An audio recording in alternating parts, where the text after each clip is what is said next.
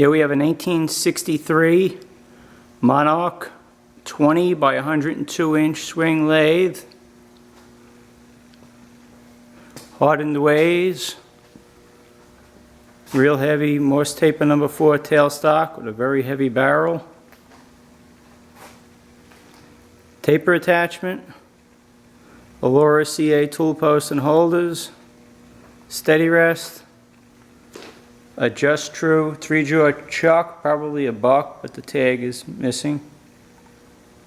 And a large Cushman, about 16-inch 4-jaw chuck. Speeds run from real low, we're down about 12 RPM with a high of 1500 RPM.